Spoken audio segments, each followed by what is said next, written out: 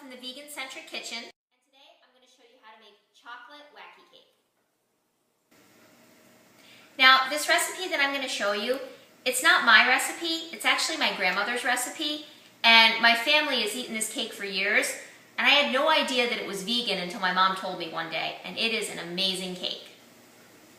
First, you're going to preheat your oven to 350 degrees. Mix all your dry ingredients together first. I put them in a bowl all together, and what it is 3 cups of unbleached flour, 2 cups of sugar, 6 tablespoons of cocoa powder, 2 teaspoons of baking soda, and 1 teaspoon of salt. You're going to take your dry ingredients and just mix it together. You can use a spatula, you don't need to use a whisk, just till it's all incorporated together. And the chocolate smells so good. I'm hungry just thinking about it. I mixed all the dry ingredients. Now you're going to make a little well right in the center to put all your wet ingredients. Okay, well, all your wet ingredients, there aren't that many. Alright, so you're going to add 2 tablespoons of white vinegar, 1 tablespoon of vanilla, 1 cup of oil, and 2 cups of water. And then you're going to get a whisk and whisk it around. And you don't want to whisk it for too long. You don't want to overbeat the cake. You definitely don't want to do that, but just till it's all incorporated.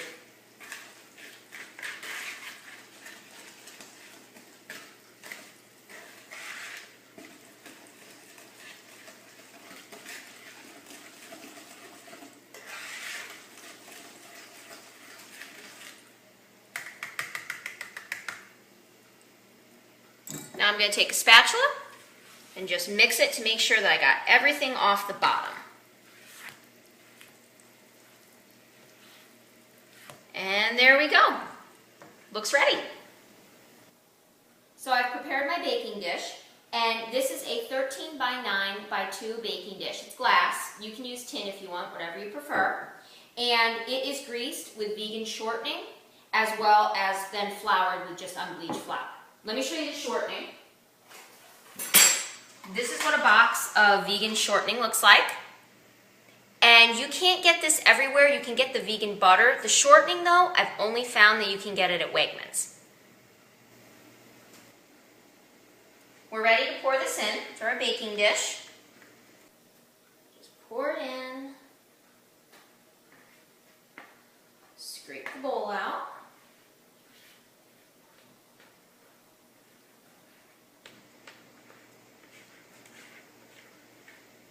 That looks good. There we go.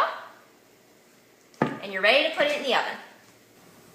While the cake is baking, I can make the frosting.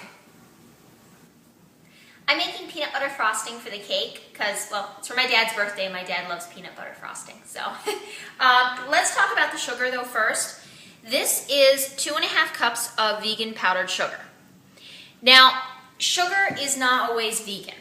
But if you go to a grocery store in the health food section, you can find sugar. It's a lot more expensive, but it is labeled right on the top vegan, and that way you'll know 100% that you're getting vegan sugar or powdered sugar. To the powdered sugar, we're going to add 1/2 cup of shortening, and then we're going to add 4 tablespoons of coconut butter. And then this is 2/3 cup of chunky peanut butter. I'm using chunky because that's all we have, but you can use smooth, that's what I usually use, but chunky is actually probably going to taste pretty good.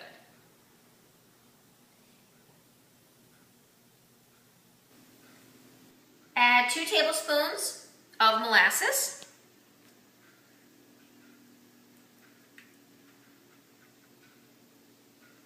And that's just going to give it a really nice deep flavor. And then 3 teaspoons of vanilla.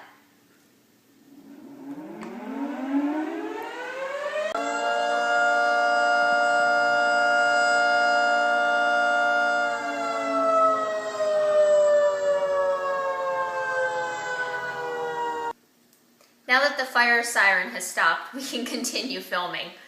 So you're gonna take your frosting and you're gonna add some almond milk.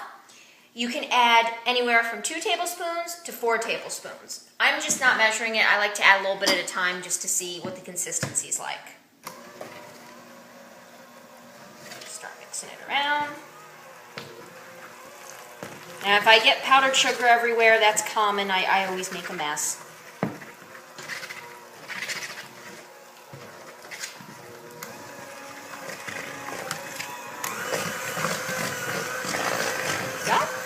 Add a little bit more milk. It's a little too thick. And now I got milk everywhere, which I tend to do that as well. And you're going to beat it for about 2 minutes. You want it to get nice and fluffy. The cake is done. We're going to take it out. Now, I left it in for 35 minutes instead of 30 because I checked the center and it wasn't done yet. So, and there it is. It looks beautiful. The frosting's ready. And that's what it should look like.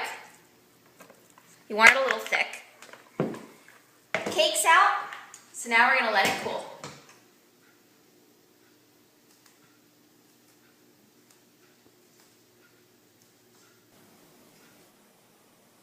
I've allowed the cake to cool, so now we're ready to frost it.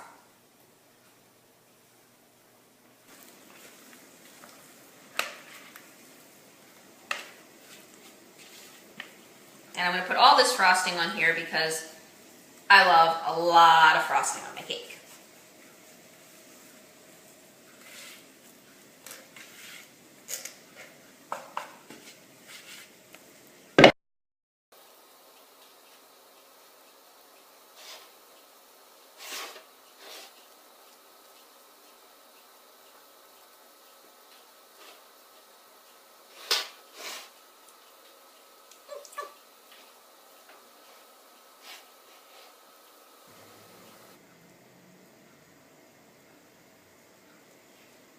Cake's ready.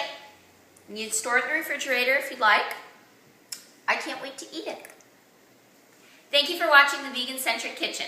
If you have any questions or comments, you can post them on my Facebook page, or you can email me at vegancentric@yahoo.com. Thanks, Graham, for the recipe.